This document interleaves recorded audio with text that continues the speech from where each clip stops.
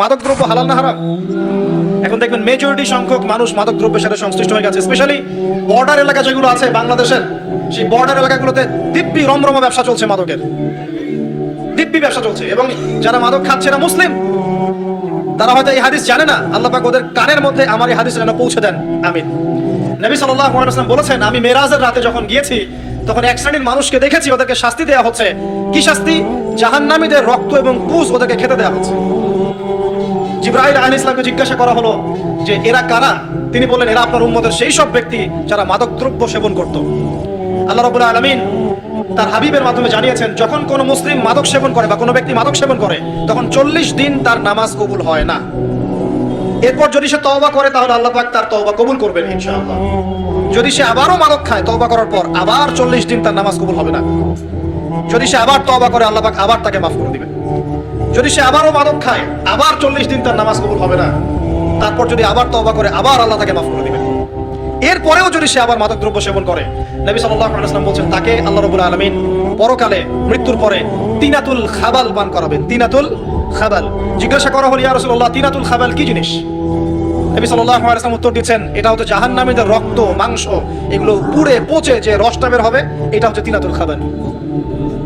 এই যে দুনিয়াতে যারা ওয়াইন খাচ্ছে, শ্যাম্পেইন, ওয়াইন, বিয়ার, তারপরে যে কি ভোদকা, হ্যাঁ, গাঁজা, হেরোইন, ফেন্সিডিল, ইয়াবা, একটা বিষয় শোনেন, কি কারণে আপনি সেখানে যাচ্ছেন? হতাশা, হতাশা, অথবা সঙ্গদোষ, অথবা পারিবারিক চাপ, অথবা যে গার্লফ্রেন্ড ছেড়ে চলে গেছে, এই তো বিষয়গুলো। কি কারণে মানুষ মাদকের কাছে যায়? কেন যায়? কারণটা কি?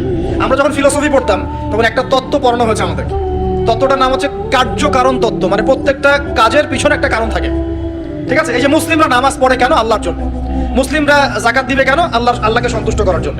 মুসলিমরা প্রতিটা কাজ কেন করে? পরকালের স্বার্থে। পরকালের স্বার্থ নাই, আমি নাই।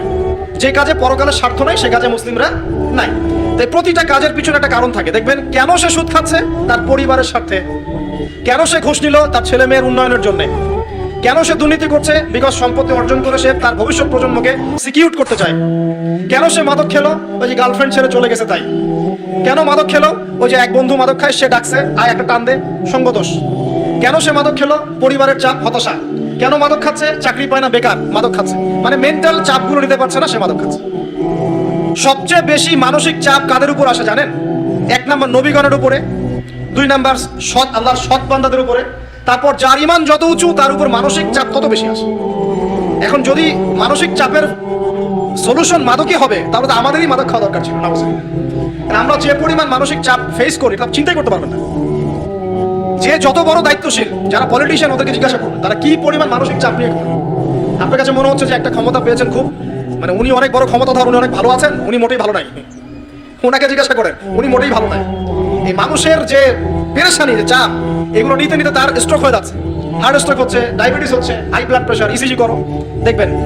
এই কারণে মানসিক চাপটা রিলিজ করতে হবে, তাই তো? এই মানসিক চাপ রিলিজ করতে গেলে মাদকই সলিউশন নয়। সলিউশনটা কি? এই যে আমার হাতে এখানে আছে একটা কোরআন। মানসিক চাপ থেকে আপনাকে মুক্তি দিবে আল কোরআনুল কারীম, আর কিচ্ছু না। আরেকটা বিষয় কোরআনের সাথে, সেটা হলো প্রথমে বলেছি 5 ওয়াক্ত নামাজ। আপনি ওযু করে সুন্দর করে 5 ওয়াক্ত নামাজ জামাতে পড়বেন, ডেইলি 1 ঘন্টা করে কোরআন তেলাওয়াত করবেন, সময় পেলে একটু হাদিস পড়বেন, 2-4 টাকা দান সদকা করবেন, ভালো কাজের সাথে থাকবেন, অন্যায় কাজে যাবেন না, ইসলামকে এগিয়ে নেওয়ার জন্য আমর বিল মারুফ নাহি আনিল মুনকারের কাজ করবেন। আপনার তো সুখী কোনো মানুষ পৃথিবীতে নাই। ওই সুখ যদি ওই যে বুশরা জানতে পারতো না, তাহলে আপনার কলিজার মধ্যে পারমাণবিক বোম মেরে দিত। কথা বুঝতে পারেন নাই? পশ্চিমারা যদি জানতে পারতো যে মুসলিমরা কত শান্তিতে থাকে এসব কাজ করার পরে, তাহলে আমাদের অন্তরের মধ্যে পারমাণবিক বোম মেরে ধ্বংস করে ফেলতো। ওরা তো আমাদের সুখ দেখতে পারে না, পারে? প্রকৃতপক্ষে এরা বিশ্বের কোনো ধার্মিক মানুষের সুখই দেখতে পারে না। এরা শুধু মুসলিমদের শত্রু নয়, বরং ধর্মের শত্রু। যারাই ধর্মকে বুকে আগলে রেখে পালন করতে চায়, হোক সে সনাতন ধর্ম বা আমাদের হিন্দু ভাইরা বা খ্রিস্টানিজম বা বুদ্ধিজম, হ্যাঁ, বা মুসলিম আমরা যারা আছি, যারা ধর্মতাত্ত্বিক চিন্তা করে এবং প্রত্যেকেই যদি যার যার ধর্ম ঠিকঠাক মতো পালন করে, সমাজে কিন্তু ফিতনা থাকার কথা নয়। কারণ প্রত্যেকটা ধর্মের মধ্যেই ভালো কাজের কথাই কিন্তু বলা হচ্ছে।